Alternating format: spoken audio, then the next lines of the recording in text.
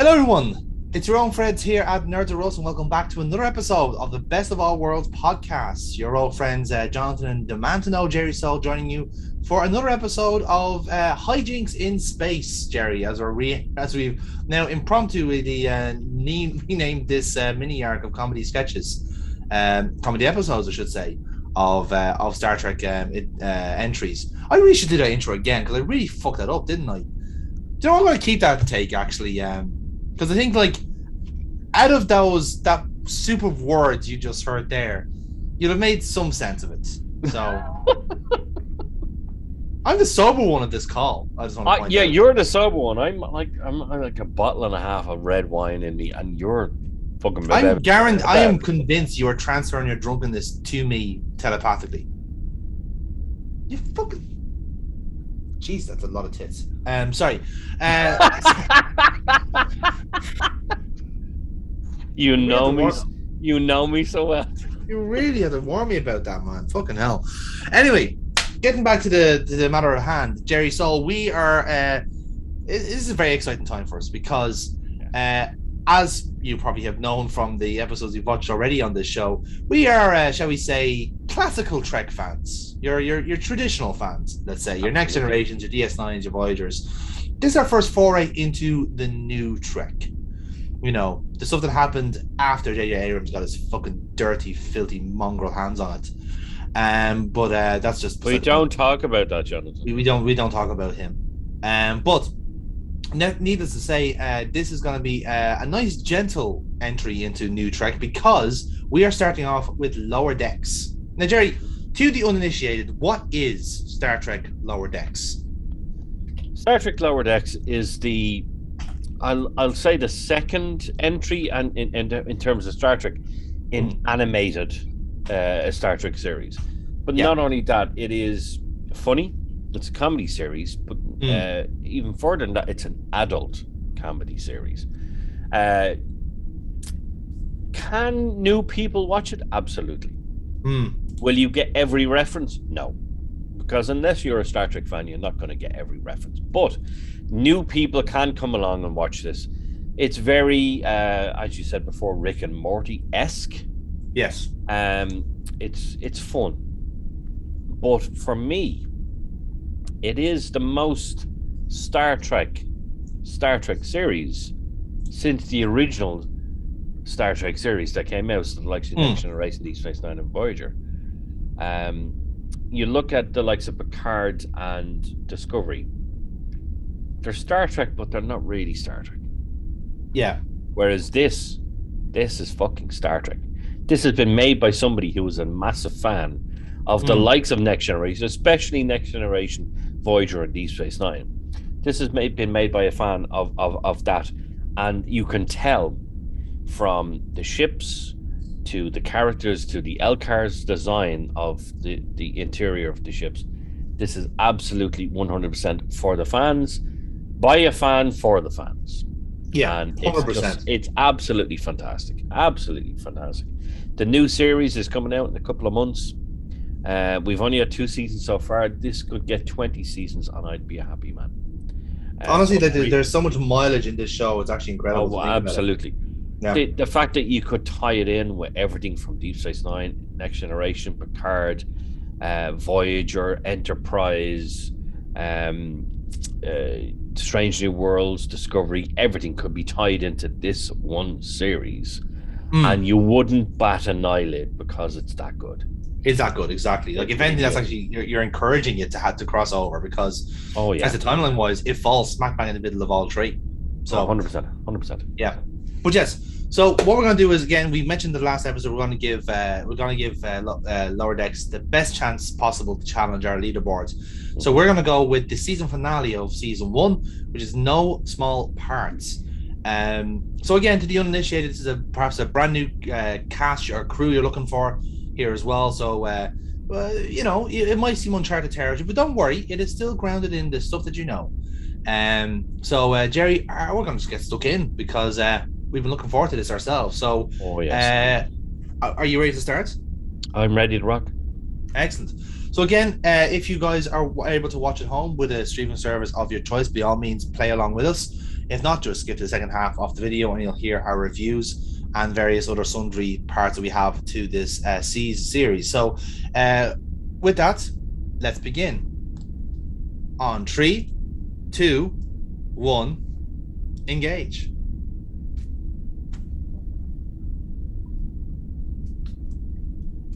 Oh my god, foul language and violence. What kind of Star Trek is this? Cerritos is in orbit around Theta 3.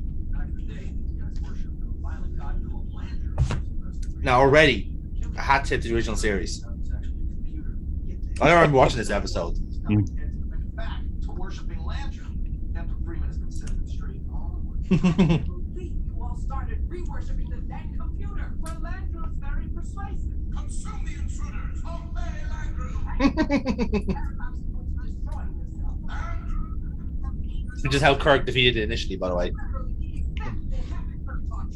Write it down this time. Cerritos, do the beam up.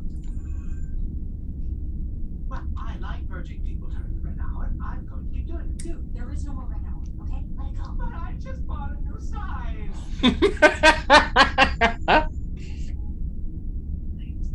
I know. So it's weird revisiting planets from the TOS era. It's what I call the 2260s. It stands for those old science.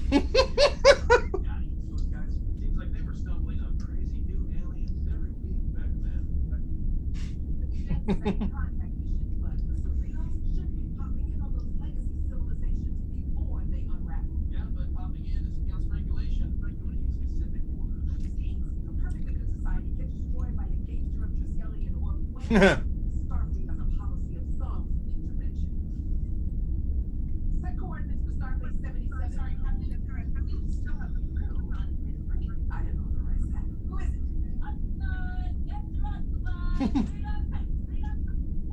Cultural contamination.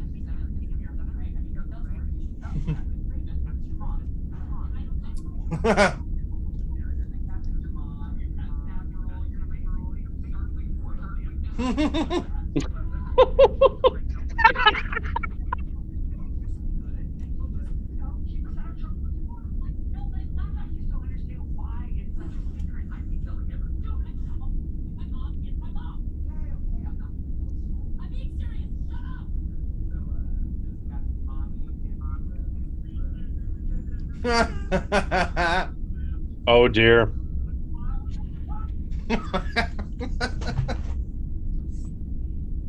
Is it?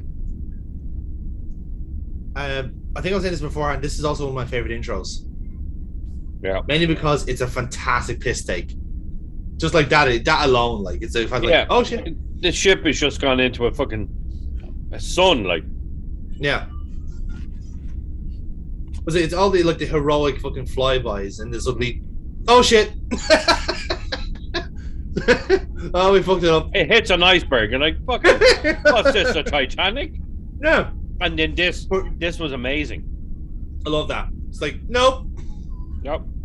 Fuck that. For Not dealing with this shit. Fuck that. Yeah. But even the music is so Star Trek. It's literally just someone like doing their own music. The score for this now. Mm. Before I've even watched the episode, fucking 10. Yeah. Absolute 10.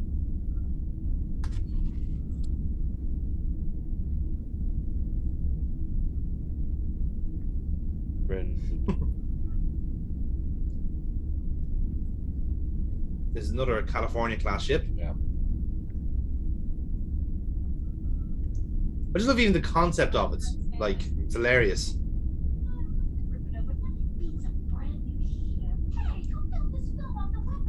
Come on, guys. Fuck's sake. Perfect for as long as possible. Hey, stop right now.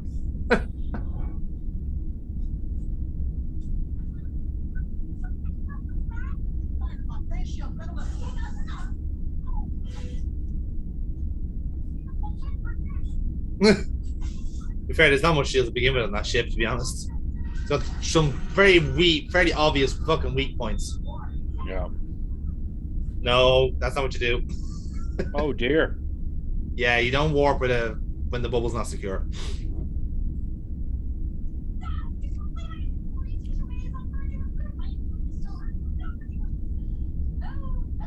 Sorry, just trying to adjust this little thingy on my implant attitude selector. Crazy about Mariner and the captain, right? Oh man, Captain Freeman Day is gonna be super awesome this year. But optimistic mode. This is gonna be great. Next mode. Don't mind if I.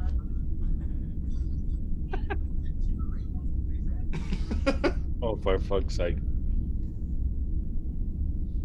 Oh, remember these guys in the Next Generation?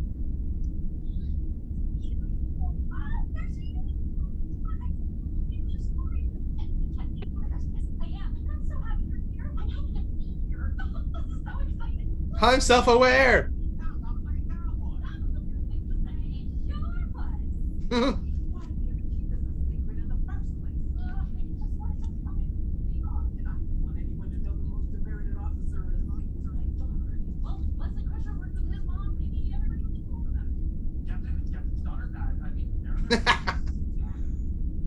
Love it.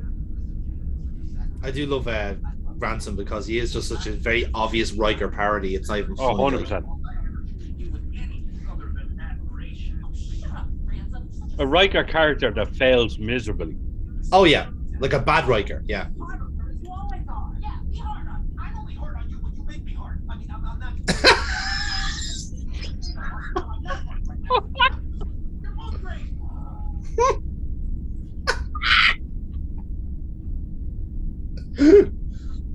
Okay.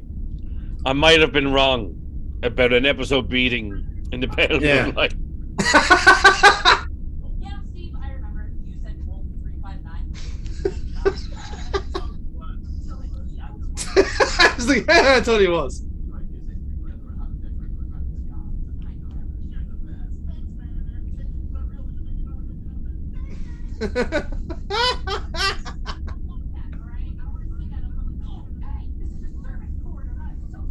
She's hilarious as well. Yeah.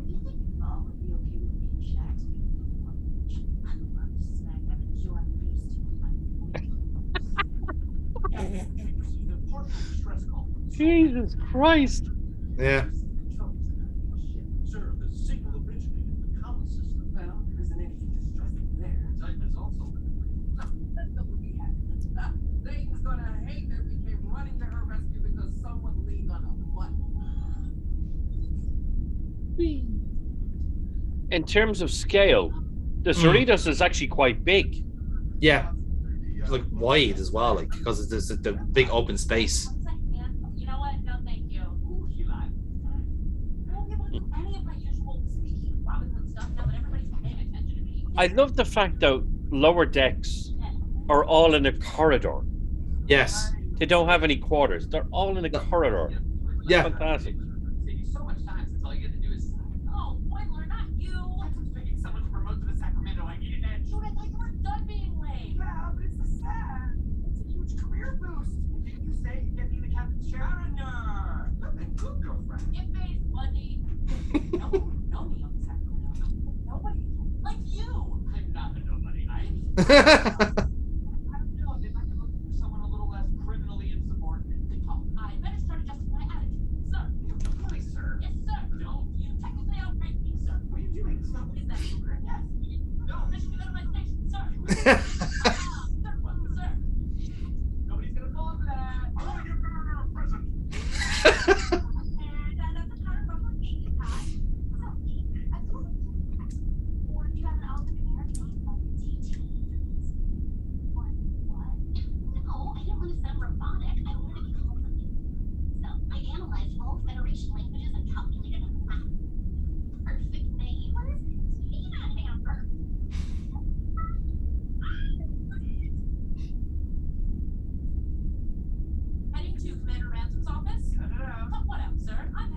My eyes should be promoted over to the Sacramento. You know, Lance's not just some idiot. He's gonna see right through you. It's free. Thank you. Definitely fucking Riker. Yeah. Mariner is the captain's daughter. Sort of stuck between a rock and a kiss ass on these arms. Boimler, you're so promotable. But I'd like to serve the captain. I can't think until I work out. We've been lifting this whole time. Get out of here. I'm trying to think. They're all wonderful characters, to be honest. Sorry. Class reporting for duty. Peanut Hamper was such an innocent little robot. We gotta make sure she doesn't get overwhelmed during her shift. Since she doesn't have any hands. You watching out for her? I'm sure she'll do great. What, are you mad at me? I just want to talk. And I'm just trying to click this attitude button until I get back to normal. Just make sure you treat Peanut Hamper the same as you would anyone else. But she doesn't look like anyone else. She's been trying to pick those tubes up this whole time. She's has to do medical stuff. Alright, here comes the messy part. Any slight error here can result in instant death. Dr. Donna, just a heads up that Peanut Hamper might have a little bit of trouble with Peanut Hamper, this is not the biggest microsuturing I've ever seen. I downloaded all your journal articles and learned a lot. Oh, I don't know. Get the egg back. I don't want you to get in Peanut Hamper's way. Oh, what did you just do there? It's a new skin graft technique I've been developing. It uses half the skin. Can you show me how to do it? Can I see? Yeah, look at that. See how together. Hey, I do. What do you do? For example, when you start working on me, get me back up on my feet. Worry, I grew liaison. Peanut Hamper fitting in is my greatest victory. Now that looks build it away.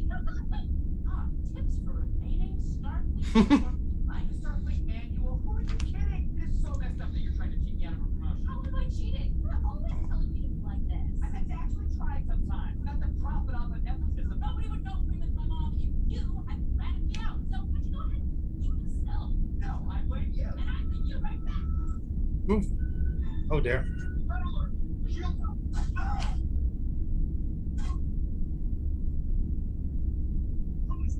Impacts on next 3, 15, and 20. God, that was so right. I'm not reading any Well, yes, it says it on the. Wiped out. Oh,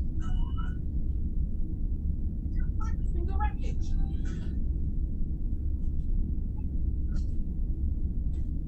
oh, look at all that bloom.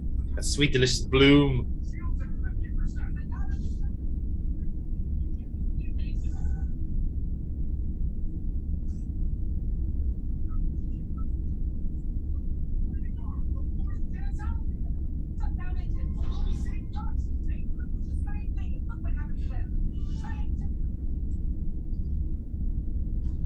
Yeah.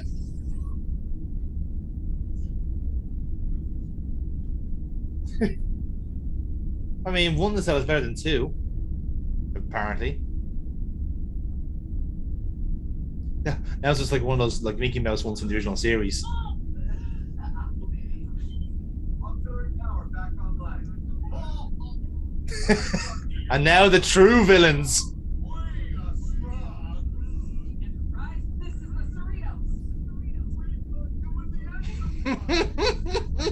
What the hell do you want? What do you want? It's just so appropriate that this is the race that they're feuding with in lower decks. Ship reaches. To stop the sentinel attack, then let's discuss. We will cut your ship apart. Doesn't make any sense. The pilots aren't this powerful. I don't think we're kind of a joke. Yeah, you guys aren't wrong. Pilots would fake distress calls, steal technology from anyone who showed up to help, but undetected weapons from over 30 different species. Looks like they're not a joke anymore. There's like a Romulan warbird in there as well somewhere. Romy likes Klingon Ferengi. I saw it. Yeah. Those are the few I saw.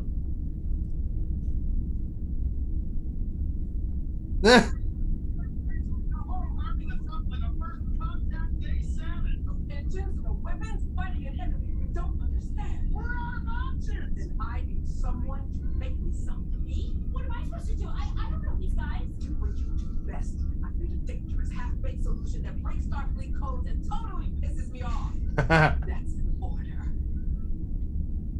What kind of computer systems in the package? They steal components virus takes advantage of a trusting system. Exactly. Wait, these are typical. They're taking their time. If we can plant a virus in their system, we can cripple their ship. You have to whip up a code like that. They have to be some sort of orally fake genius. Uh-oh. Ah, computer, start program, run the first Jenny beta 2.5. Can I teach you a lesson? Benji, I need you to code a virus for me. To do that, I would need you to disable safety. This guy is fucking gas, like Yeah. literally like the proper piss take of a evil holodeck program. Fine. Computer, disable safety protocols. Oh, yeah. There we go. Hello, Father. I've already created 3 viruses that would disable Packlet technology. You're monitoring comms? Oh, I'm always in the menu. Somebody's gonna have to board their ship. Very slowly beaming in. We have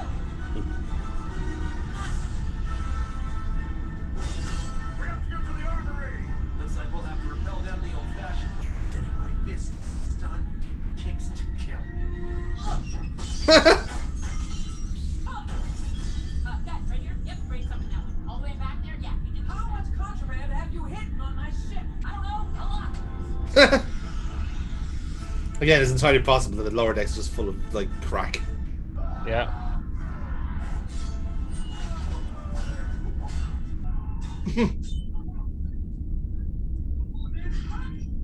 Yes! Boom. He knows it.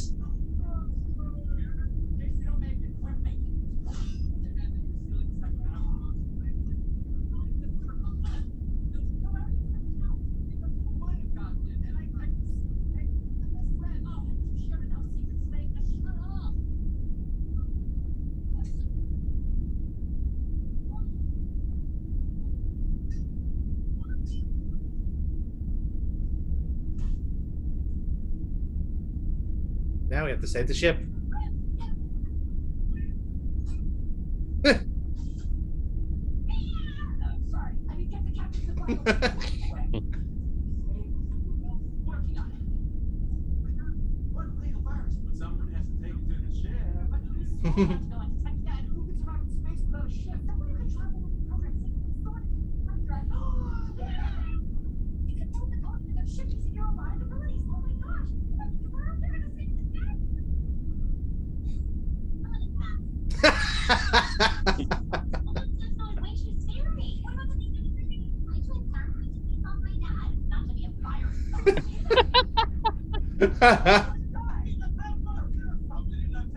You know what? I'm just going to beam myself out of full stitch. Sucks to be organic. Enjoy having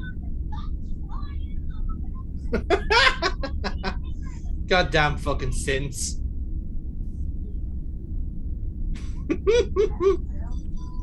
Oh my gosh, I'm back! I just put myself back to normal. Let me just upload this. Like a nice cream ending. Okay, now I just need to get on that ship. Wait, no, it's too dangerous. You must need a bravery mode or something. Keep clicking your right. Let me click it. Click your right. No, Teddy, this is normal me. I've got this. And I've got you.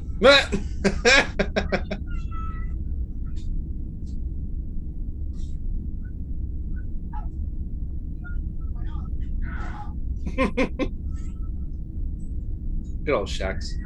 Again, just the parody alone is just wonderful. Yeah.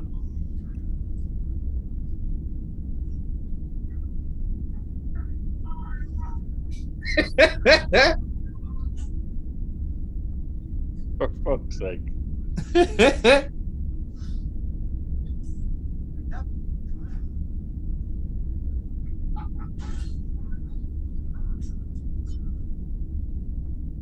Download it. Yes.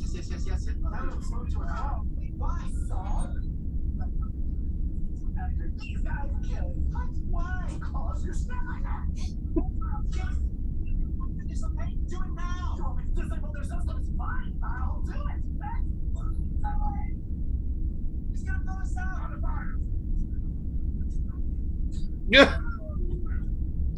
fire. Good old new track and then violence. Fucking hell. Yeah.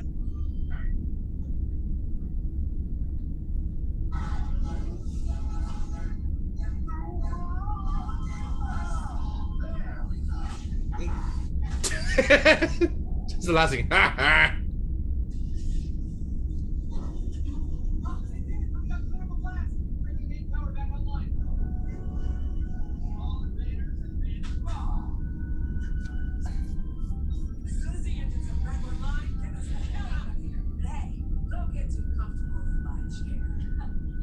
Don't need fuel commission. Relax.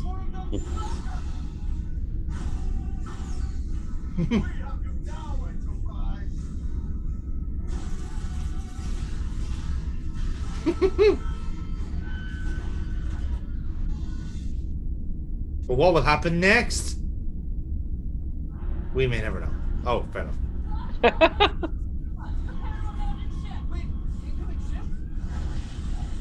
Yeah, boys.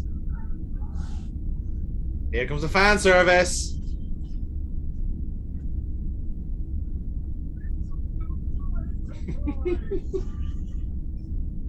It's hold your applause, ladies and gentlemen.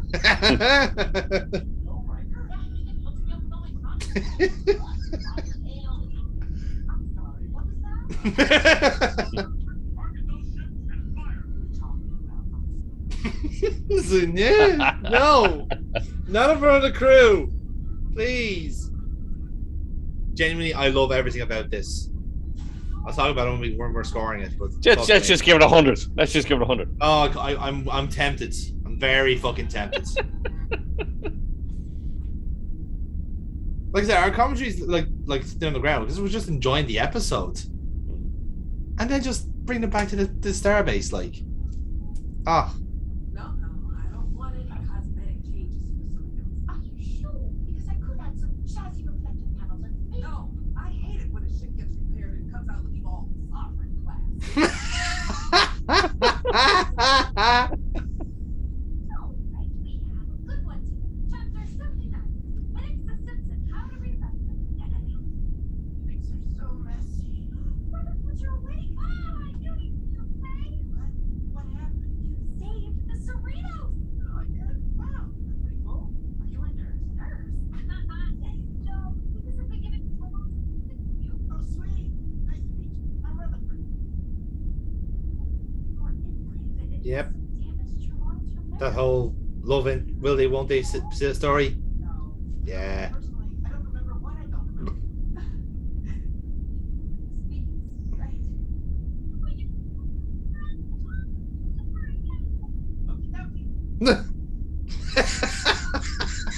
What a picture. Never forget Lieutenant Jackson's sacrifice. He's with the prophets now. Crazy Bajoran bastard. What a guy. Can't imagine how I'm going to replace him. Well, wherever he is, I'm sure he's full of throats screaming in someone's face and projecting a war core. Yes. As God intended. Ensign Beckett Mariner beamed down to Beta 3 without authorization. Oh, what? Seriously? Contraband hidden throughout the ship, illegal weapons, illicit drugs, a dribble. Yeah, that's Your insubordination's right here. well, without those insubordinations, we'd all be dead right now. I know. Did you know Starfleet considers Beta 3 a known culture? They have no idea the Betas have regressed.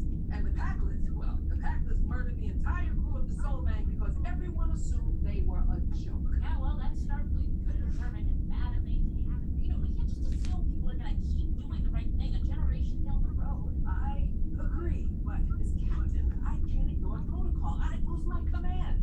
You, on the other hand, you see a problem, you can solve it. Wait, are you saying we work together for a change? Might be useful to have a captain on your side, you know, instead of up your ass. What do you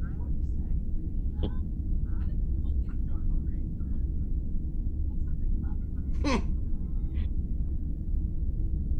Lens flare. Oh, that's Mariner. We're going right there. Mariner, over here. All right. I guess those Cali class ships can hold their own longer than people say.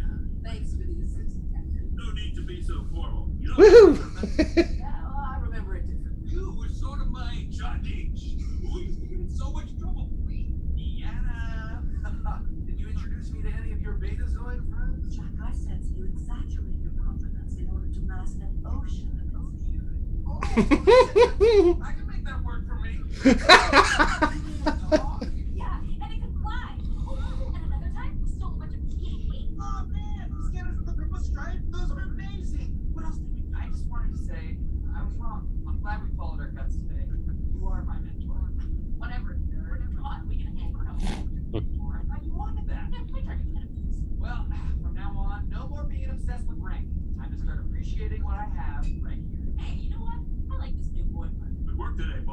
Ransom says you're one of his best. Thank you, Captain Riker, sir. Hey, how about you buy me a drink? You know, since we're even, remember the thing with the aliens when I saved your ass here? Boy, what are you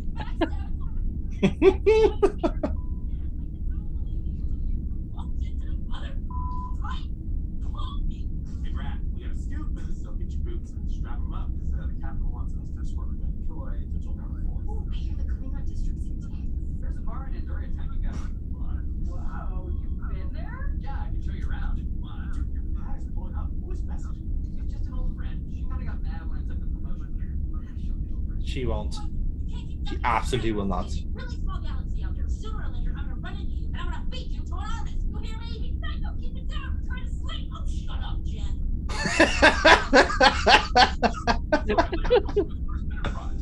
Ah, What a story. Those guys had a long road getting from there to here. tish. Right.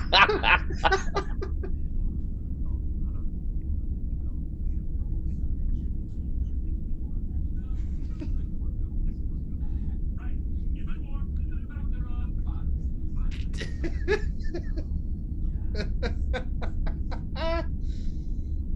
Oh.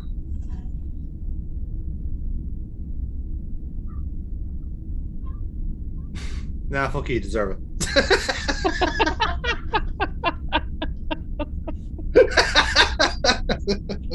That's what you get for demanding your crew, you fucking deserter. Honestly. Honestly. Oh, I think we all needed that laugh, didn't we? Yes. Now, as much as the previous episode, Cupid was funny, this was pure humor. Yeah. Pure fucking humor. Mm. And it hit all the right spots. I'm very worried right now because I said in the previous episode that I didn't think anything could match in the pale moonlight. Mm. We will see. We will see. The fact that I'm contemplating marking a cartoon comedy episode of Star Trek higher than what I believed was the highest rated episode of Star Trek is scary. So we'll see how this review goes. It's almost as if you're afraid to actually have something that is essentially intended as a piss take to take over something that's actually genuinely serious. So it's almost like whatever scoring we give this has to be tactically above anything we're willing to sacrifice in a very weird way. Obviously, no, we're joking, but I know what you mean. But in a way, I'm looking at this going, I have to be very tactical how I score this episode because it could go really good or really bad. Let's see how it goes. Well, like I said, we are we're in uncharted territory in a sense. We are doing a show that's also going to be compared to essentially, what's the best way to describe it? It's been described to actual Trek as opposed to the kind of goofy, kind of wacky comedy Trek that we're watching now. So we are still trying to kind of judge it to the same scale, but obviously because we're watching it now, we're kind of enjoying it the way it is right now. So we'll work into it and see how we go. But first of all, let's talk about our ships. That's the first thing to do. So we have two ships to show you about in the shipyards, and the first one, it can't be anything else but the USS Cerritos. So Cerritos is a California class, and best way to describe it are essentially just they're designed to be recycled galaxy starships. Really, they're like the hodgepodge of what's left over, essentially, and in a sense that doesn't make them a bad thing or anything like that. If anything, it actually shows you that they're really efficient at keeping ships alive, because you could make the argument that if something bad happened, say to the Enterprise or Odyssey, or not Odyssey is a bad example. Odyssey got destroyed, but something like the Yamato, whatever it was, anything that was properly lost, if you will, or stranded, you could have seen that realistically be recycled, kind of way. Which I think is an interesting idea, and I think from that kind of point of view, it works really well for something like Lower Decks, because it doesn't look like a hero ship at first. You know, it's kind of a, you know, it's almost designed to be a piss take of sorts, and I think that works out really, really well. You know, it's almost a point in its favor, the fact that it's such a goofy looking little ship, but as the show kind of intends, it serves a purpose. You know, it's a smaller ship to kind of like basically follow up on a hero ship. You know, kind of way. It's the one that no one actually gets they don't actually get the credit for it in a sense, because it's pretty funny, like, you know. But yeah. Also, I don't know if you realize there is actually a logic to how, you know, how obviously we have the secondary hull. There's kind of the lack of a secondary hull and so forth. Yes. But you know, like there's some of we've seen other kind of California class ships, in there, like the Rubidoo, the Salvang, a few others as well. You notice some of them are different colors, right? So the Cerritos is yellow, has a yellow rim around it, basically.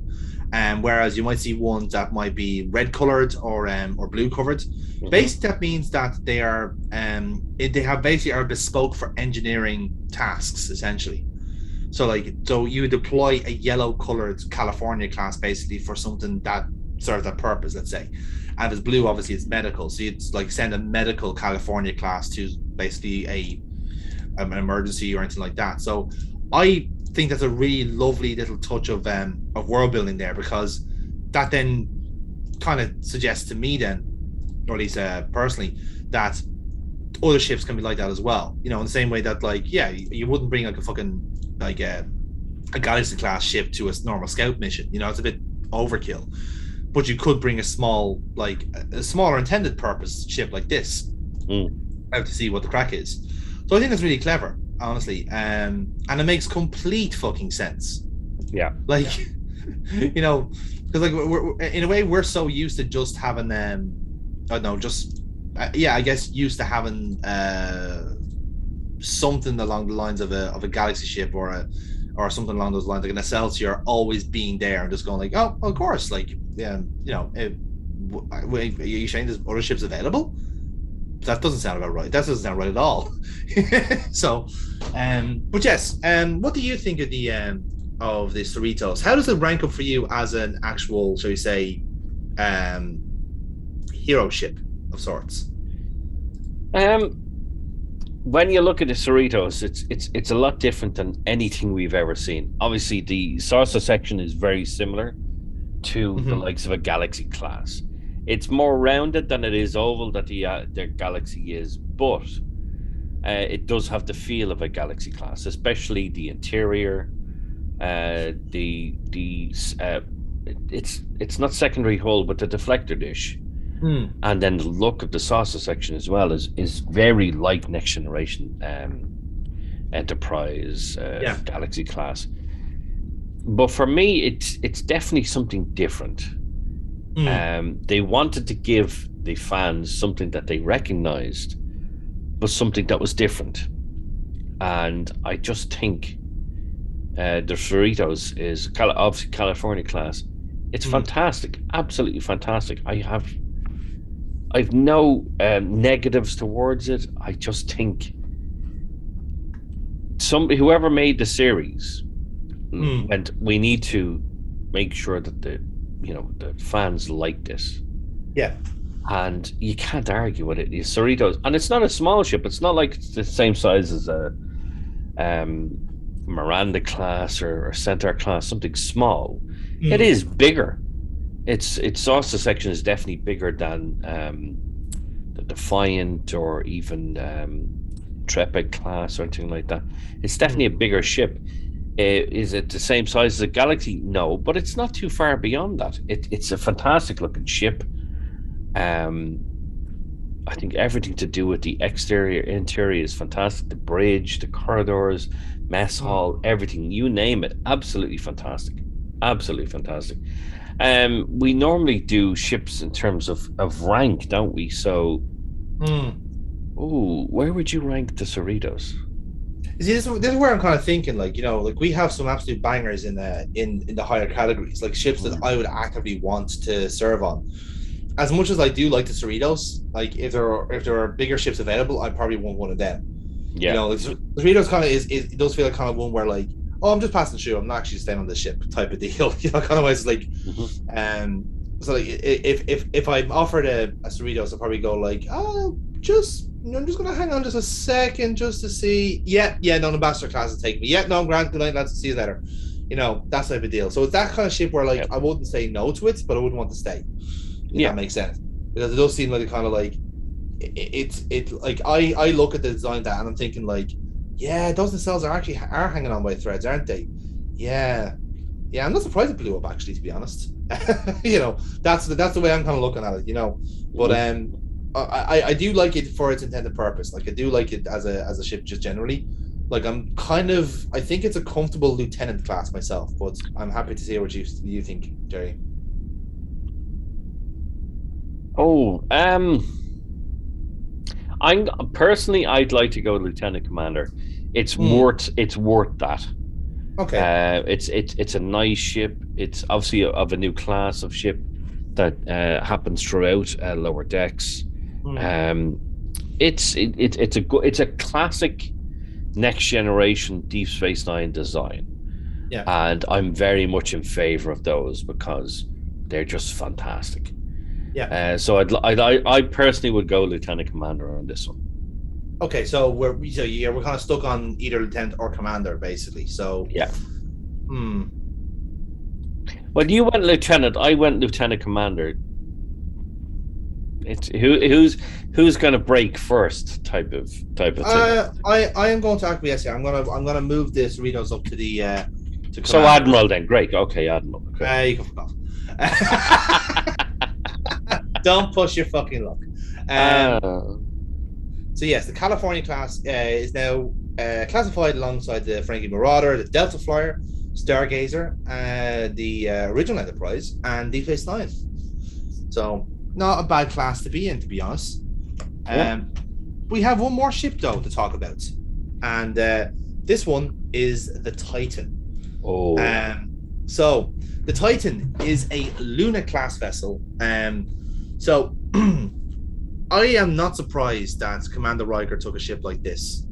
Like it is a proper little like zippy little ship that you can tactically deploy wherever you need it, like, you know.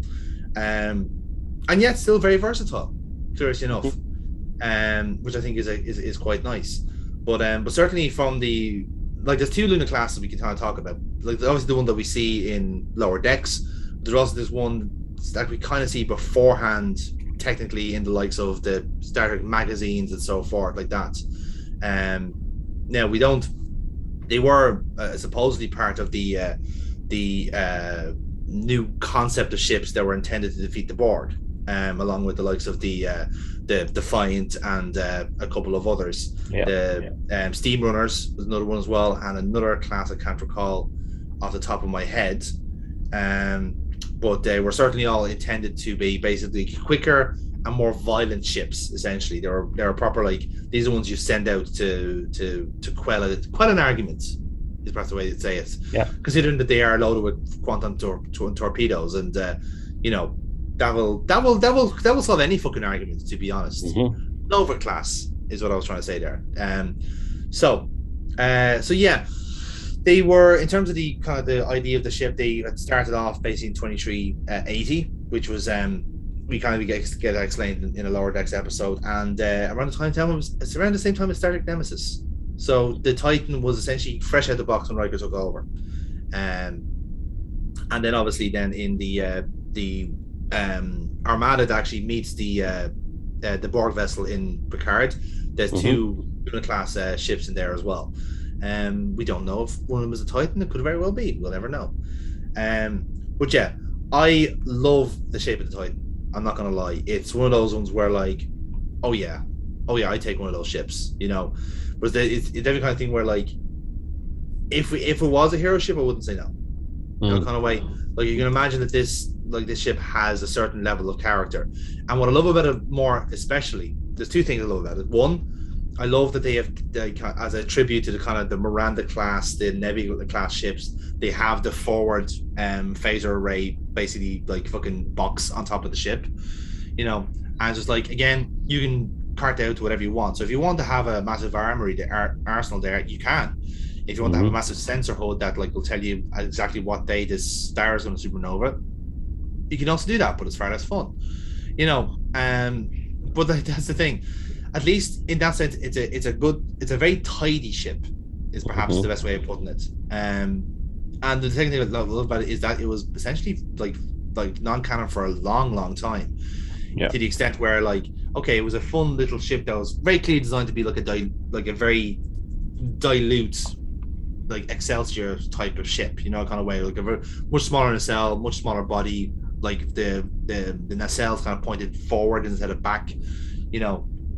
But the fact that like everyone, I wouldn't say that he kind of loved the Titan class, but of course you play Star Trek Online, so perhaps you can correct me on that. But the fact that like suddenly when it's in lower decks, it's now finally canon. It's like, yes, get fucking in there, and everyone's just very, very happy about that. And again, this is where we talk about like kind of ticking those like fan boxes in the sense where like now that Star Trek Picard is getting in on the fun now about making ships canon and just putting them wherever they can in certain scenes. It's like, yes, you're speaking my language now, lads. This is great. So yeah, that's one of my kind of personal favorites about that. But I like the Titan. I like the class itself. But what do you think, Jerry, about this? The Titan, the fact that it was designed by a fan, is fantastic. I've read the first two Titan books. And it's very much a series I'd like to get into because it continues on from there, and obviously it's not a canon series. But I wish it was, because the stories that have come out of the Titan and then leading on to the likes of Deep Space Nine, Voyager, Next Generation. You've got the Titan, you've got the Defiant, you've got books about Ezri Dax, that's now a captain of a slipstream drive ship. You've got the Typhon Pact, which is a pact of races against the Federation, namely the main race in that being the Romulans.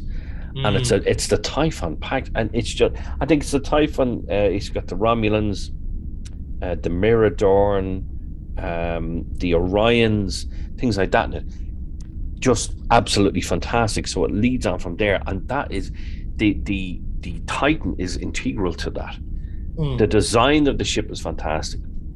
I know the design of the ship because I'm a big Star Trek Online player. The design is fantastic. Just the fact that it's a science vessel, it's the lesser of the three classes that you play in Star Trek Online. You've got engineer, you've got tactical, and you've got science. Nobody really wants to be science. You all want to be tactical or engineering. So it's a thing when you're looking at the ship, it's a great design, but in terms of a ship in the game, it's not great. The design is fantastic, but in terms of playing online, it's not great. But I love the design of it. I love the look of it. I love the fact that it's got that sensor pod that is half a sensor pod, half a murder pod. That's what it is. The murder. This is where you're going wrong. It was set to murder, not censor. Exactly. You had the wrong switch, but there's this Instagram page that has these beautiful graphics of Federation ships, and it has from just orbiting a planet to fighting a Klingon or a Borg ship and stuff like that. And there's a beautiful picture of the Titan beside the Sovereign, and it just feels that it's in its right place. So this is not going to be an ensign or lieutenant commander for me. This to me is a commander to a captain-esque ship. Absolutely. I want to see what your thoughts are, and then we can decide exactly how we're ranking this. Like it's I'd say it'd be on the cusp of a captain part. Like again, much of the kind of my argument is like, if it was kind of Cerritos, I'd probably just like, I wouldn't reply to the email immediately. But if you're offering me a Luna class, I go, oh, now you're speaking my language, So yeah, I'd probably be on the side of captain over commander myself for the Titan or the Luna class, whichever way you want to refer to it. That whole class of ship, those kind of proverbial board killers, I think they're just they're just lovely ships because they even look aggressive. They look a bit more. You put them along the lines of the Defiant, the Akira, the Saber. What's the other ones? Steamrunner was the other one, I think. Steamrunner. Yeah. And now you've got the Luna. Just absolutely fantastic line of ships. Something I would have liked to see maybe in that nice. Actually, was there one in the fleet? There's two in the Picard fleet. Yes, there is, isn't it? Yes, I think you've got the Luna class there. The fact that they're taking, the writers of Star Trek are taking on board that this is actually what we want to see. The fact that the reception it got from lower decks was phenomenal. Yeah, the other writers are going, oh shit, okay. Now we know what we need to do. We need to include this, even if it's just a throwaway 10-second shot of the ship. You just need to give the fans. We love it. Yeah, we love it. So you know what? Let's go as high as we can go with this. Okay. So it looks like we're going to put the Titan in a captain role then. So the Titan lives in the wonderful company of the USS Voyager, the Interpret class, the NX-01 Enterprise, the Excelsior, and the USS, and now the USS Titan, the Luna class. So again, ships you would not sniff at or sneeze at if you were offered them, to say the least. But take my money. Take my fucking money. Take my fucking gold class platinum, absolutely. So we have no guest stars to talk about in this episode because everyone basically on the cast here are either doing the main roles or doing cameos and other voices around the show. So we're going to jump straight into our scoring. Jerry, let's start off with our plot then. In that case, so what was your thoughts on the plot of this episode? I thought it was good. It obviously started off with what was the name of the ship? The Solving. The Solving. It actually sounds very Klingon, if I'm perfectly honest. It's very, very Klingon sounding ship. They're obviously on a maiden voyage or close to a maiden voyage. They're going along, and all of a sudden they're attacked by an unknown adversary. You're like, oh, this is interesting.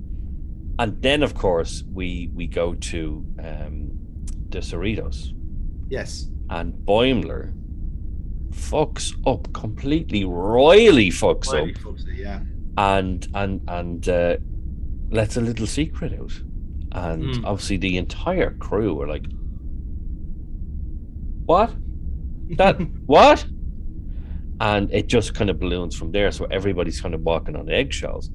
Then they go and try and find a Zalvang or whatever the name it was, and they find out that, oh shit, the Packlets are the one that nobody expected. Nobody expected the Packlets. We have seen the Packlets, I think, in one episode of The Next Generation, and then the Samaritan Snare episode. Yeah, and then you saw them a smattering of times as a background character.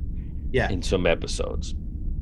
And all of a sudden, they're the new big bad of Star Trek. Yeah. You even look at the scan of their ship, the technology that they'd stolen. I'm like, what? They had Federation, Klingon, Romulan, Cardassian technology. I'm like, hold on now. These are supposed to be the dumbest fuckers in the galaxy. And you were telling me they've gotten all this technology, all their ships now have this technology, and they're now going to wage war against the Federation. Hold on now. But cool. In terms of this episode, brilliant. Yeah. Because nobody saw it coming. And that's what I'm saying. Anybody can watch this show. But unless you have intimate knowledge of Star Trek, you're not going to understand everything. But it was fucking brilliant. So for me, I'm going to go 8 to 9 on this one. Interesting, because I'd say, just going by the kind of the general kind of way the structure of the show, I'd say the plot is actually the weakest, and it's only because I'm like I'm taking points away in this section, but I'm giving them in other places, if that makes sense. Okay. Like the plot itself, I'd say is like, now I'm not saying weak, it's like relative terms, obviously, but like as I said, the stuff about Boimler and Mariner kind of was a carryover from the previous episode. They just Yeah. kind of like wrapped it up now, basically. And then I think it kind of loses a bit of its kind of like stuff in the middle, because it's obviously has like two or three other stories it's doing at the same time. And it's when they do try and do like that, it's hard to do that alone in 45 minutes, and then trying to do that half an hour is even more difficult, you know. But they're funny, they're still quick and snappy scenes nonetheless. But like I said, everything does kind of get sidetracked because of what's happening with the Solvang and with the Packlets in the end. So in a way, there's kind of like a sudden, like it's very the gears don't grind well in terms of the plot doesn't like roll into each other. Like in a way, like I see where they're going with, in the sense where like, because Mariner was being like the kind of like the fucking like reckless renegade type of Starfleet officer, and there she is fucking like Beckett's daughter is a bit, obviously it's gonna like shock people in a sense. I mean, it shouldn't really, but here we go. Especially when we're watching the show through her lens, like, it's kind of obvious in a way. But like I said, I think plot wise, it just didn't really kind of grind with the rest of the episode. But then again, I don't think it was meant to. It was meant to say, oh fuck, like, there's an emergency, so the episode writing wise treats it as an emergency, as if it hasn't gone to plan. So I think in that way it's good, but I think for an initial premise, for a hook, it didn't quite the hook, and the rest of the episode doesn't mesh. Okay. So not to say it's bad, it's still a good hook and it's a good episode, but the flow wasn't right. So I'm gonna give it maybe a 6. Right, so you're on 6. I said 8 or 9. Let's meet in the middle. We'd say 7. Let's say 7, yeah. Fair enough. Yeah. Now for the setting. So again, for us, this is new in terms of the Cerritos and for Lower Decks itself, but all the other kind of settings as well. So very reminiscent, I think, of the Next Generation area, but obviously a lot of kind of like more, I suppose, like HDified, if you like. But certainly they've kept a lot of things, like the kind of the stations, the panels, all that sort of stuff. Even the bridge configuration looks very Galaxy ship oriented. In fact, a lot of stuff with the Cerritos is very much like kind of a bastardized version of the Enterprise, which is what they were going for, really. So in a sense, I think it kind of works on that side. What this show is very, very good at, it's having stuff in the background, in terms of having like like a reference to something in the background. So like Beckett's office is often very good for this. Their 10 forward equivalent is very good for this as well. And even engineering, they might have something in the background that is a reference to an episode that no one's fucking heard of, kind of deal. So they're very, very good at that sort of stuff. From watching the show, I think there was some that were more obvious, but these ones are kind of like this is the season finale. I think it's kind of doing other more obvious parts instead of like kind of pop the fans instead of this. So I'd say, also in the uniforms as well. Actually, I'll throw this in here too, just because then it makes them look different to, say, them on the Titan. I think it's a good distinction that the Titan are wearing the actual militarized uniforms, if you like, whereas these guys are still wearing the kind of what would probably be more plasticky type of typical uniform. So overall, I'd probably give it a 7 myself. I think I would have went a 7 to an 8 on this, and I agree with you in terms of the uniforms. You've got a new type when it comes to the Cerritos and the other ships in its class, but then of course you've got the standard. I don't know whether it's militaristic. It's definitely something. The Titan is definitely a uniform that's been adopted throughout the fleet. So from Deep Space Nine to Voyager to obviously Next Generation era movies, they all wear the grey with the the particular color underneath, so whether it's red or blue or yellow. But I like the fact that we're getting two different types. Yeah. The one thing I've not liked about in terms of the new shows is that when it comes to the likes of Star Trek Picard and Discovery, every season is a new uniform. Yeah. That didn't happen in the other ones. That didn't happen in Next Generation. That didn't happen in Voyager. That didn't happen in Deep Space Nine. Deep Space Nine had basically two costume changes. Voyager had 0. Yeah. Next Generation had 2. And obviously going into the movies, we had an additional 2 changes. I like the fact, though, that different departments, different ships, different sectors may have different uniforms. So you've got the Cerritos with that lovely one color on top, one color on bottom way of doing it. With the, rather than being on the side, it's more down the middle, the kind of the middle section. Absolutely fantastic. But then you've got Riker coming in wearing the same uniform he wore on the Enterprise. Absolutely brilliant. I think it's a great nod. And that's the one thing about this show, more than anything else. It's that it absolutely is a nod to the fans, but it's a nod to the original makers and the original shows that it's coming from the somebody's beaming up to the interior of a ship, to the bridge, to the uniforms. It's absolutely been fantastic. You go 7 on this? I went 7, yeah. I'll go 7 as well. I'll go 7. 7 it is then. Okay, so next up then is the writing of the episode. So, like I was mentioning earlier on, I took points away from the plot. I'm going to give it to writing here. I'll tell you why, because they play with the formula here a little bit in terms of the kind of your traditional ABC story block, basically, where they're probably doing it. They're doing a thing where the C becomes B becomes A, right?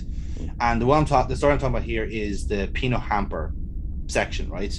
So you have Tendi doing her stuff with Rutherford, and Rutherford has his kind of story going along as well. So he's kind of staying B throughout the entire episode, whereas the peanut hamper stuff is a nice little cutaway from the more prominent stuff until we actually with this like convenient thing we've been setting up this entire time, we can use her to help and to save the day, absolutely. But then they pull the rug under your leg because they knew that you knew in that sense, they knew that you were expecting her to save the day and make that sacrifice for all this sort of stuff. Like, no, fuck you, I'm done. And I just thought that was superb because, again, that is an aspect of like Trekkies writing for Trekkies that like a few people might not get, in a sense where like we all know how the story would have ended up in Star Trek generally, and just TV generally anyway. But the fact that Lower Trek's doing like just kidding, and then just fucked off, and then we have to find another solution, which I think is superb because that's actually probably more realistic in a high stress environment than what actually happens in Star Trek. People do like chicken out. They do disappear and desert. Why not a fucking sentient fucking toaster? The kind of way. Yeah. So I do give points in that sense. A lot of great one-liners, a lot of great little references and Easter eggs in the dialogue the whole time. They just do not stop referencing Star Trek in this show. And I think if it was in something like Discovery and whatever it is where it's trying to form its own path, I'd dock points off it.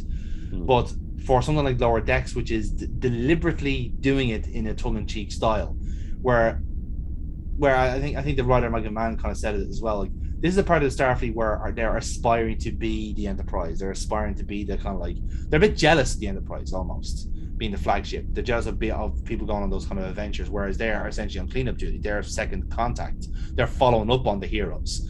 So of course they're going to be kind of gossiping about like, oh, did you hear what happened on the Enterprise E type of shit? Of course they would. That's natural. Like anyone in the job's going like, oh, did you hear what's happening over in this place? Oh, they got fucking free dental and all that sort of bollocks. Like it's natural, So I think it like having stuff like dialogue like that works for this context and this alone. It wouldn't work anywhere else. So overall, like again, I do like the writing. I did enjoy the episode, how snappy it was. So I'm probably gonna go for an 8 on this one. What do you think, Jerry? I have to say now, when it comes to Lower Decks, There's not many bad episodes. There really isn't. It's a consistent high standard. It's the fact that as I said a few times now, the writers are really listening to the fans, and they really want to give the fans exactly what they want. And I think this is one of those episodes where it's particularly prominent because the writers listen to the fans. They looked at it, was like, okay, what we can do. You've got Riker, you've got the Titan, you've got conflict between Boimler and I can never remember the fucking names. We got Mariner, we got Mariner. Boimler. Mariner. It's Mariner and her mother, isn't it? Mother is That's it, yeah. Every part of this just screams to me as like, let's make the fans happy. Yeah. And there have been times where you look, especially when you look at the new series, the likes of Picard and Discovery, they say, let's make the fans happy. And there are certain elements that go, okay, that makes us happy. Then it's like, not all of it does. No. There's nothing about this episode, nothing about the show that doesn't make us happy. Because you've got the classic, the very, very start of the episode when you see Mariner and Boimler on the planet, and then you talking about the original series, and then the First Officer talking about the TOS series. What does that mean? It's just a little nod, but it's so funny. It's so good. Oh, what did you say? 8 was it? 8, yeah. I was kind of set for 8, yeah. I'm gonna go with 8. I'm gonna go 8. It deserves it. Absolutely deserves it. Yeah, that's fair. Acting wise, positive category for me, Jerry. Any kind of stand-up performances from your side? For me, it's always going to be the Bajoran security officer. Shax, yeah. He's just fucking brilliant. And especially, obviously, he gave up his life in this episode. Now, obviously, no spoilers for any future episodes, but he gave up his life for this episode. Absolutely brilliant. Boimler is always going to be a standout for any episode. Oh, yeah. He's just fantastic. I like the interaction between mother and daughter throughout the series. It's fantastic. Then you've got the Admiral father as well, on top of that as well, and even the fact that it's what's her name? It's not Boimler. It's Mariner. So Mariner. Sorry. The relationship that Mariner has with fucking everyone that appears in every episode. Yeah. She is very. I know we're saying that like the First Officer is like Riker-esque. No. She's the Riker of this series because she knows everybody. She gets on with everybody. She probably had sex with half of them. Probably. She's fucking fantastic. So for me, it's got to be an 8.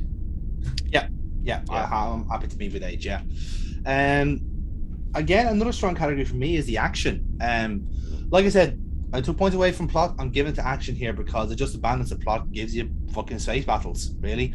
And it gives you all of them. It gives you fucking what happens to the Salving. It gives you what happens to the Cerritos. Cerritos gets fucking like chewed to bits by a Packlet fucking what do you call it? Like a shrapnel ship, like scavenger ship, whatever you want to call it. And half the episode is practically that. Those set pieces. And my goodness, like I'm gonna give points in other categories to this as well. But when the Titan arrives, and the way that just saves the day, like we're gonna have to have a conversation about that very, very soon. But on the basis of that alone, and in regards to what it gave you everything. It was actually, now that I think of it, it was their take on the Way of the Warrior, because they have that kind of like initial sparring in space between the Klingons and Deep Space Nine. In here, they have Packlids and the Federation, but then while they're like fighting the ship itself, they're also fighting the invaders, and they're kind of defending the ship that way, and everyone's having a lot of fun. I am also giving a bonus point for Jack Ransom using the double axe handle as a move, which, as we all knew, is the most dangerous fighting. The fact that he draws most attention dangerous to it. move in all of Star Trek. Forget your batlets or No. tags or phaser rifles. Double axe handle, boom, you're dead. You're dead. You're actually fucked. You're properly. Ask the Gorn. Ask the Gorn. They have not been the same since Kirk hit the shit out of that guy. They haven't been the same. They haven't been the same. No, they haven't. They haven't. Yeah. So I think like it garners a lot of brownie points in that. I am willing to give this perhaps an 8 to a 9.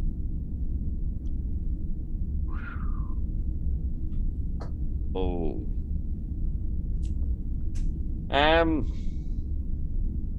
I can't disagree with anything you said. I really can't. It's just this show, this episode, start to finish, absolutely fantastic. What do you going? 8 to a 9? 8 to 9, yeah. I'll go 9. 9 it is. 100%. I'll go 9. 9 it is. So next up then is effects. So again, this is going to be a very busy category considering this is an animated show, and obviously it's a lot of like painstaking work put into actually make it look as well as it could. So yeah, like obviously baseline we all agree it's a very, very good show, but what is standing out for you in this episode in particular, Jerry, in terms of the effects? Everything from the Packlets, was sending over, like, there obviously there was a tractor beam. Yeah. I don't understand why we needed a tractor beam and then a claw type thing. Grappler, yeah. A grappler.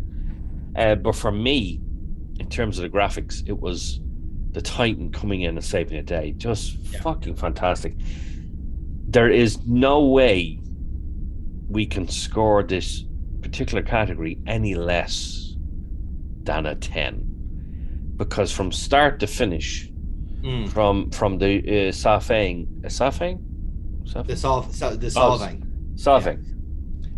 right up to the Cerritos, and then the Titan. You've got the Packlet ships, then you've got Starbase and interior Starbase. Fantastic. I will not accept anything less than a 10. So don't even try. In fairness, like I do see your point. The one thing I add, this is the part I wanted to add in terms of the effects when you mentioned the Titan. The fact that when the Titan does come in, it's taking almost the exact same shots and camera pans that the Enterprise does for First Contact. It's those swooping down shots and then aiming whatever it is through like kind of like certain explosions. It's taking those exact same shots from, say, if it didn't take it from First Contact, it's taking it from the Tears of the Prophets, or it's taking it from say probably Yesterday's Enterprise is a bad example because everything was very rigid there. But even something like, say, the Voyager battles, for example, when they had the CGI there to play around with, they're taking those exact same shots and just doing it their way.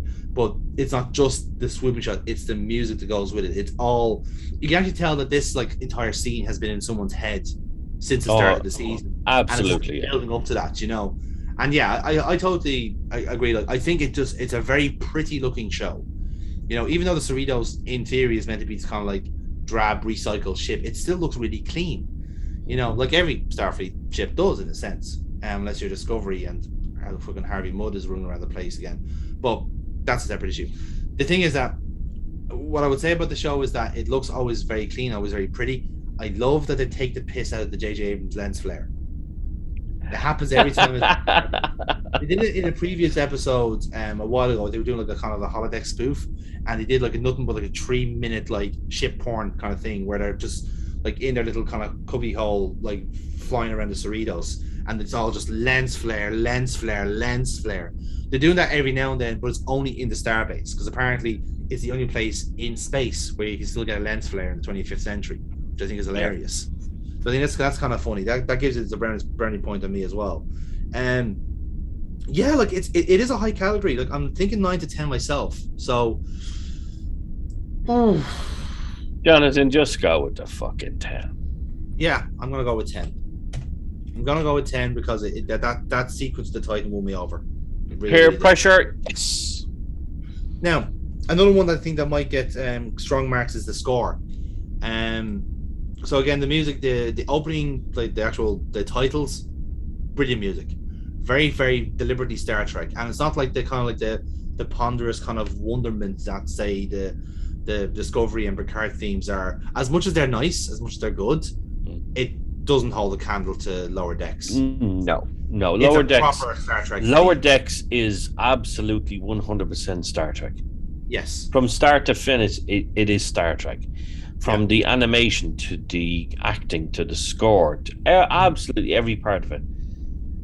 It's just fantastic. It is more Star Trek than anything any other new Trek. I agree. From J.J. Abrams to Picard to Strange New Worlds to Discovery. It is 100% the quintessential Star Trek. It's fantastic. Absolutely fantastic. I can't mark this low, John. I can't. No, I agree. It's 9 to a 10 for me. It's up there for me. Yeah, it is. Yeah. I'll tell you why, because another part of that to me is the Next Generation music kicking in when the Titan arrives. Yes. Because it's telling you that's Riker's ship. Like it's immediate. Like it's not a fan service. It's telling you this is Riker's ship. Riker is here. Yes. Yeah, exactly. And like I said, that hasn't been telegraphed at any point before the show. It's literally just like, boom, he's here to save the day. He just happened to be in the fucking area, you know, or maybe he was cleaning up Packlets, whatever it was. But the fact is, like, it's a very evident audio clue, and it kicks into there. But then you let yourself squee and fucking fan delight then when you hear the music. But again, it's not just it's sampled. It's done their way. It's with their own back. Everyone knows that piece. I agree with that. It's kind of like when you look at certain things, say Star Wars. As soon as you hear it,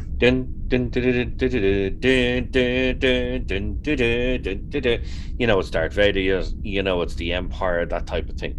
So instantly you know what it means.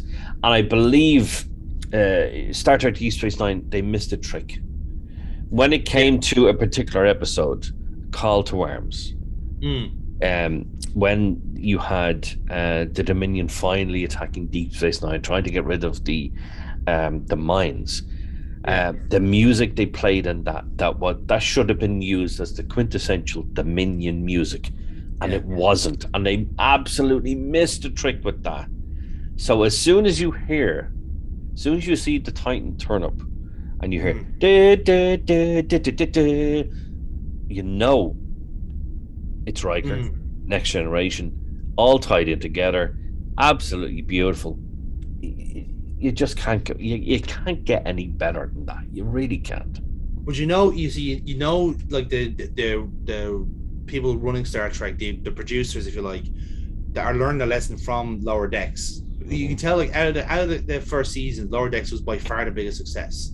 It wasn't a coincidence. It wasn't a joke. It was because it was made by people who actually understand Star Trek. You get it. I 100% agree. 100%. You're not just getting hacks like Alex Kurtzman going, I think we should do this. It's like, you don't have a fucking clue what you're saying. Sit down, let the grown-ups talk. That's what I said to Alex Kurtzman.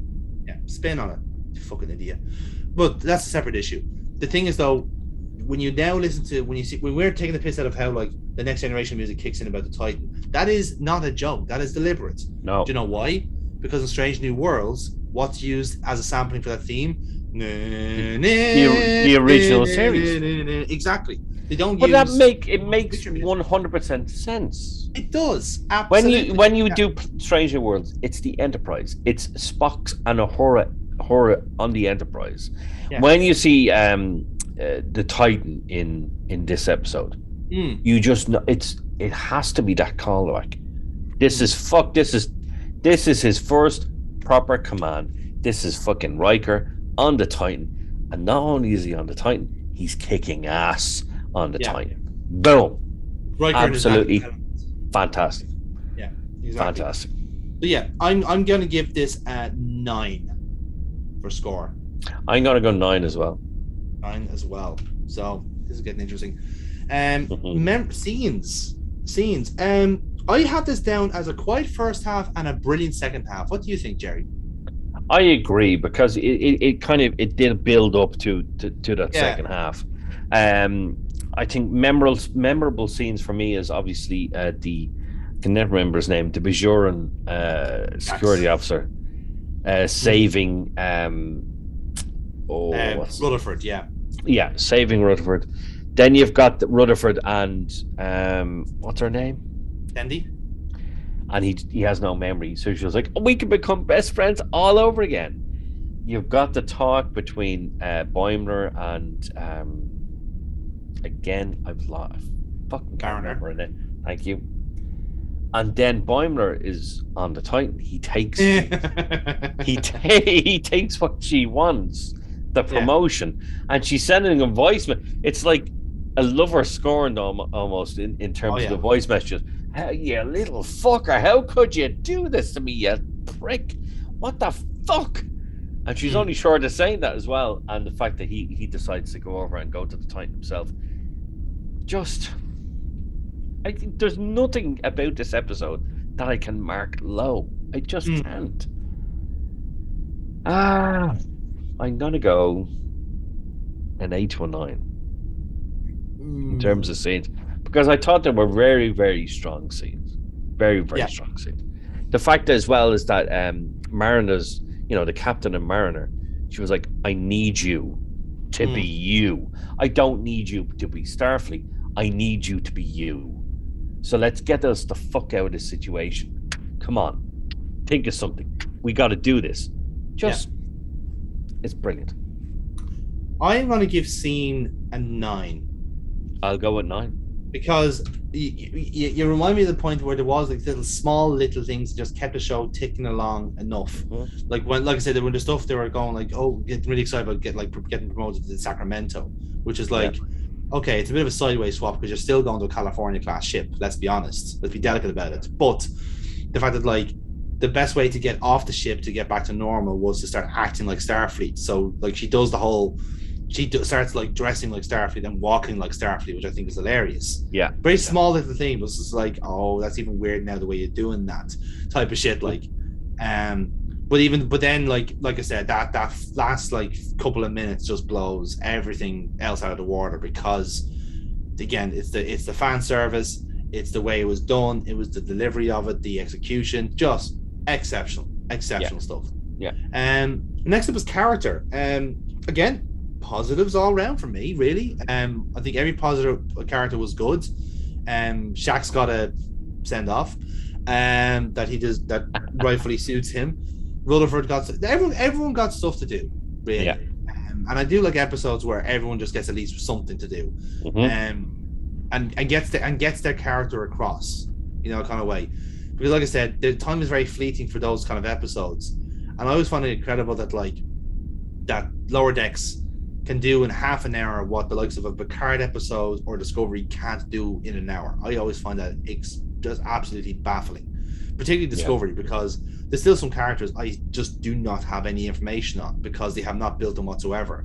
And they're going to the 4th season of Discovery, like kind of struggling for B's and C's stories because, oh shit, we forgot to write something for the fucking ensign. It's like, well, no shit, he's been there for 3 fucking years. You haven't given him anything.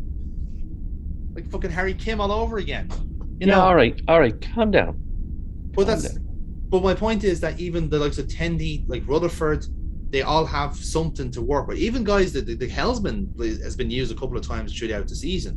Like he's not given a credit here in this episode here, but his character is used. I think he actually does something in season 2. So like everyone is used. Everyone is is a character, is a personality, has a name to them. It's at least significant in that sense. So I think everyone works well. I think the Riker and Troy thing, I'm sure people will kind of roll their eyes at it and say, yes, it's fan service. But even the way that they're used, the fact their chemistry is still very, very evident.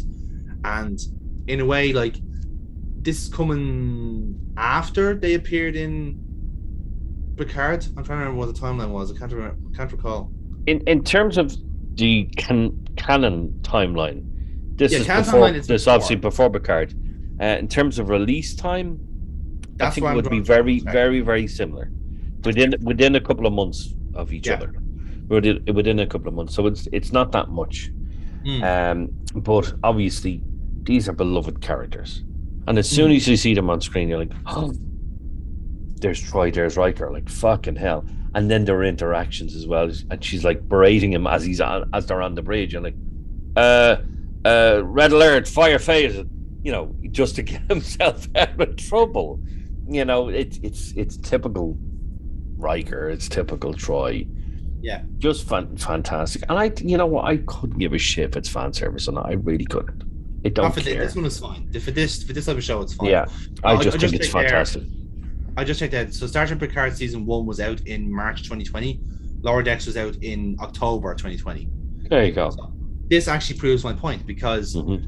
I'm actually going to give credit here to Marina Sirtis on this one for Deanna Troi, because in Picard they're playing old Riker and old Troy, which means you have Riker, who is like kind of like still his kind of like, you know, kind of cheeky self, but he's out in the cold. He's not doing anything. He's fucking, as he says himself, cooking pizza in the middle of fucking nowhere. You know, he's not doing anything. But the character that changes so much is Deanna Troi, right? Because she loses a son. She has like she as you said, the line that always stuck with me in Picard is that she's not as brave as she used to be, right? So compare that to where she is now, the way she played that, and so fucking well too. Like if we ever get to Picard, that's an episode we need to look at, because you played that exceptionally well. We will get there. We will get there. We will get there. It's anyone of those like one of the best episodes I've ever seen Marina Sirtis in. Like that's genuine. Like just like already out the gates. And then compare that the way she is here in Lower Decks, where almost everything is fine. You know, it's like it's Commander Troy, and she is like, you know, second like first officer to the Titan, no doubt, and she's there like in the battle situation, just chilling and sassing her fucking husband, which I think is brilliant. It just shows you that like even as we've seen production, as we see like two different sides of those characters, internally everything is consistent and everything makes sense. And I'm thinking like, yes, very easy pitfall to fall into that I expect other Trek works to fall into, but just didn't here. You pass the most basic quality control for me. Yeah. So it's another high category for me, Jerry. What are you thinking yourself? It's just like the previous episode. I don't feel the need to go any lower than an 8, so I'm gonna go an 8. If you have a counter to that.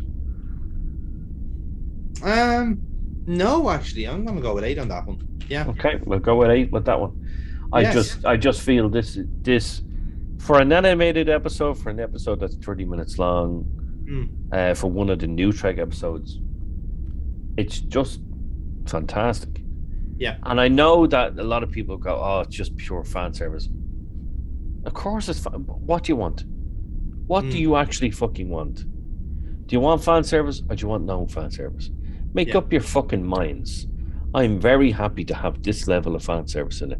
You've got the Titan, you've got Riker, you've got Troy, you've got Packlands. I'm like,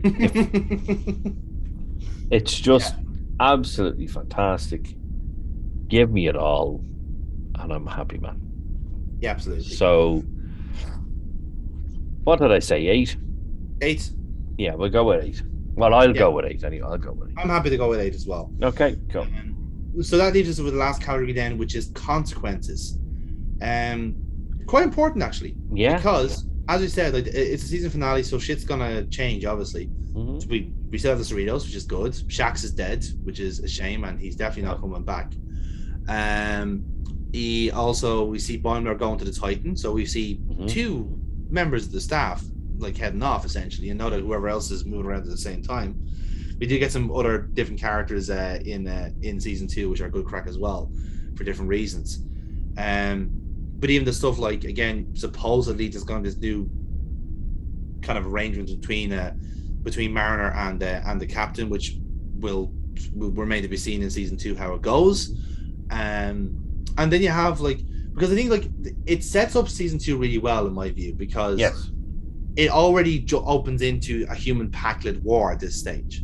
Right, so you're already having like, okay, now that they're declaring war on the Packlets, which I think is a strange sentence to say, and in any other context you're thinking, Jesus, the Federation are really fucking punching low, aren't they? Yeah. But it's the nature of the show, and it's kind of funnier that way. So I think the consequences of this are quite positive in a sense, because season 2 has got plenty of material to work with. It's got a good starting point, which they use in the first episode to bring everything back to normal, ironically enough. So I think it's a good episode in that sense, for it. And even in the broader sense, it makes the Luna class canon, it makes the Titan canon, it makes Riker and Troy canon, all the stuff, the fact they're still on the ship. Very important episode for that. So Yeah, no, I I'm agree. going to go high, Jerry. I'm going to go high. For me now, I 100% agree. You've got the newly made a Federation Packlet War, which is it's fucking insane when you think about it. Yeah. You've got all the consequences from this episode. Is the fact that Boimler is left and he's going to join the Titan. Mariner and her mother entered into this new relationship, we'll say. You've got the war now, Lumi. You've got the fact that we're going to see more Riker, more Troy. To me, this is going to be high, so it's going to be an 8 to a 9. 8 to 1. Well, let's leave it at 8.5 then. Okay, 8.5 it is. Right then. Oh, that's very interesting. Right. Very, very interesting. So let's go to our league and see where everyone is settled in. So down the bottom, officially now in 16th place, is the Voyager Conspiracy from Voyager for 59 points. A half a point behind ahead is the Arsenal of Freedom from the first season of The Next Generation at 59.5. A touch of original series episodes then, Enterprise Incident at 67, Doomsday Machine at 72. Next up then is Conspiracy and The Battle, both at 73 points from The Next Generation's first season. Space Seed then is now 10th on our list with 77 out of 100 from the original series. Q Who is 9th on 80 points from Next Generation, followed in by Cupid, a point ahead on 81. Those are previous episodes. The Trouble with Tribbles and The Balance of Terror, both are highest ranking original series episodes so far at 81.5. This is where it gets interesting, Jerry Soul, because now in joint 4th is The Skin of Evil and The Andorian Incident on 83.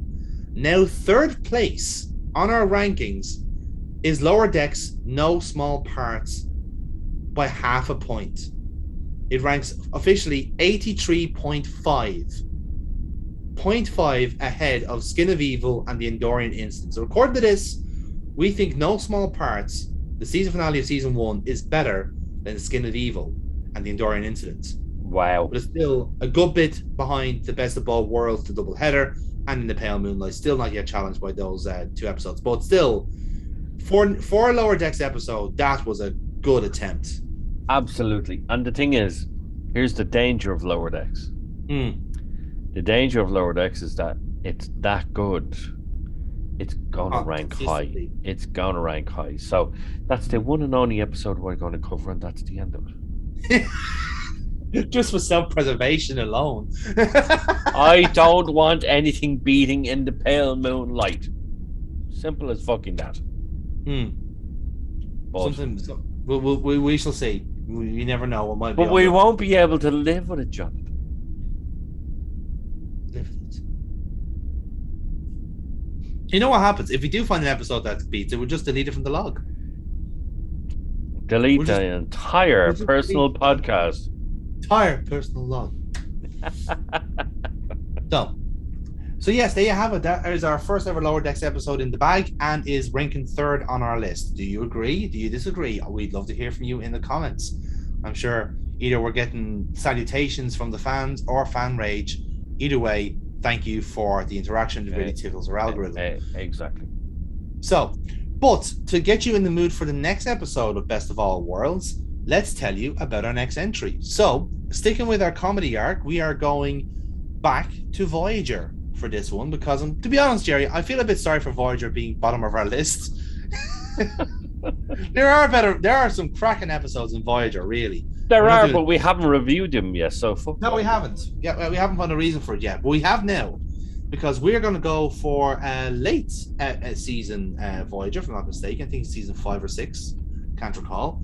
But the episode itself is called Tinker Tenor Dr. Spy, which is a wonderful character comedy show, courtesy of Mr. Robert Picardo and everyone else, to be honest, because they all play along, and it's absolutely hilarious.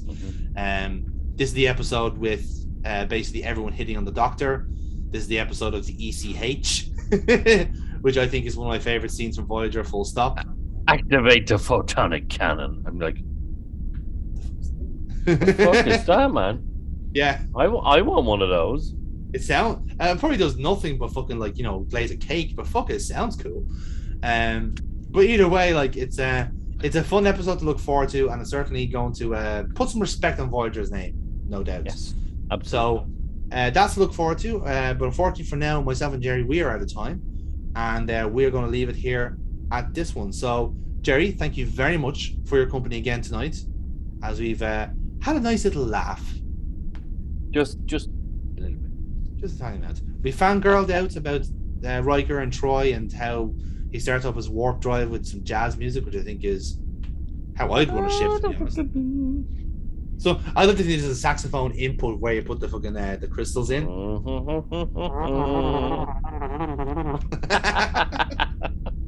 Got the trombone there. I never hit that high note.